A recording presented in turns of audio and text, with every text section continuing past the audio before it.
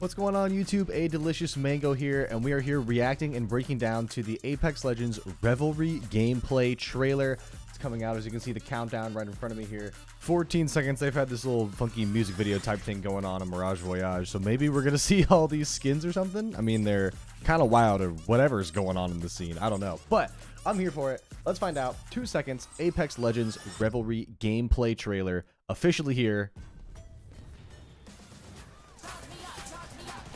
Alright, so they're showing the TDM, they're showing remastered legend classes, which we've all talked about in yesterday's video. This sounds like it'll be fun. Alright, show us stuff. Show us some interesting things here. Okay, so Team Deathmatch, yeah, this is one of the arena maps they were saying we're going to be able to play Team Deathmatch on.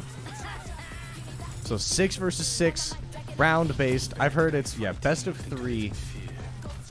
2 rounds. I believe it's first to 30 kills is the way it's going to be. Oh, so there's several arena maps. Okay, interesting. Remastered legend classes. That's what we want to hear. All right. Now here, we'll pause it after. We'll pause it. We'll let it play. Okay, so assault class, combat initiation and utility, skirmishers, combat mobility and escape. Okay, makes sense. Recon is enemy intel and tracking. Kind of what Recon already is. Okay, and we got confirmation of something there. We'll go back and look at it. Controller is basically just defense, just controlling a space, controlling an area. And then support. Team survival and supply. Not super surprising. Ooh, wait, hold on. Okay, that's interesting. New weapon, the Nemesis Burst AR.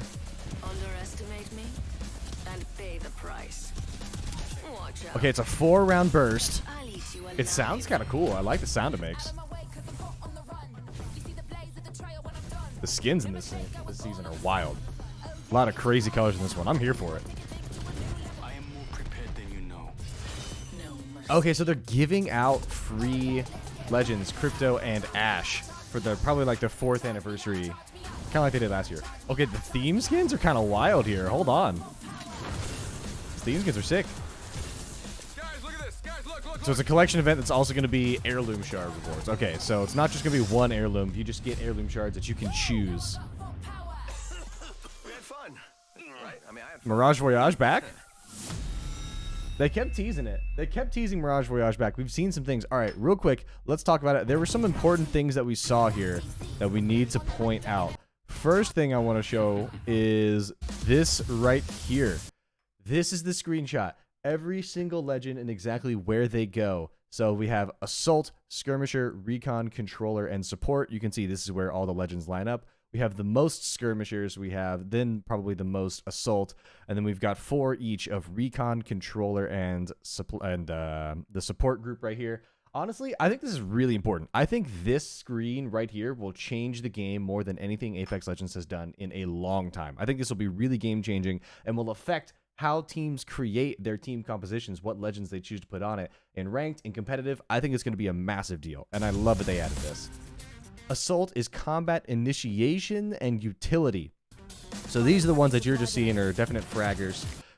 They're showing these red supply bins, and in the red supply bins was only attachments. So I think it's kind of going to be similar to the way the support stuff works, where you can get extra, like syringes, medkits, things like that from the support bins. I guess it's going to be the same thing, but now in red bins for those assault roles. And then combat mobility and escape.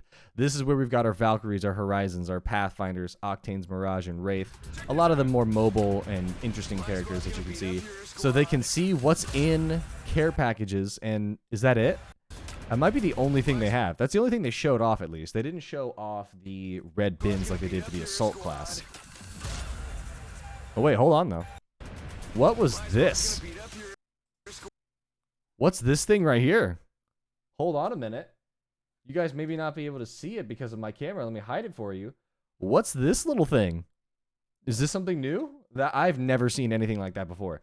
That's something interesting we might want to check out later. That's peculiar. That's interesting. I've never seen anything like that before. Looks like a backpack of some sort, but not quite. Also a little bit different. All right, this is important.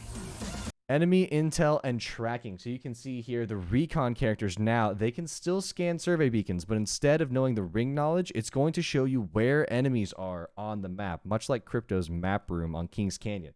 Honestly, I think this is a good change. A lot of these characters are just used to fight people anyway, like Seer and Bloodhound, things like that. They're scanning people. So I like that they're going to have more enemy-based reconnaissance rather than just end ring recon. I think it's a good idea because controllers, you know, the Ramparts, Caustics, Wattsons, Catalysts of the world, they're the ones that are trying to get to the end ring. So for them to scan beacons, that makes sense.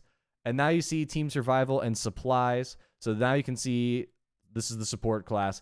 This is actually, if this is the way the loot's going to be in these blue bins, this is some juice right here. Like, to be able to get heat shields, phoenix kits, batteries, med kits, and stuff like that. These are honestly some really, really solid additions to these little extra loot bins. So it seems like they're buffing loot bins in a bit, which is nice, especially for supply. Because, I mean, if you're going to be a support player, this is the type of stuff you need to be finding for your team. So honestly, at this rate, it might be pretty smart to have one assault legend and one support legend on your team at any given time. So that way you actually are able to see all of these different bins be useful for you, because there's a lot of good attachments in those red bins, and there's a lot of really high value survivability items in these blue bins. So something to keep an eye on there. This, though, is by far the most interesting thing. This was rumored. Apparently now this is true. It looks like there's even an animation for it, and they're teasing it. You are going to be able to craft your teammates' banners in the crafter and then respawn them after. So you won't actually have to grab them physically from their death box. You can just go craft them, which is unbelievable. That makes ratting so much better as a support legend.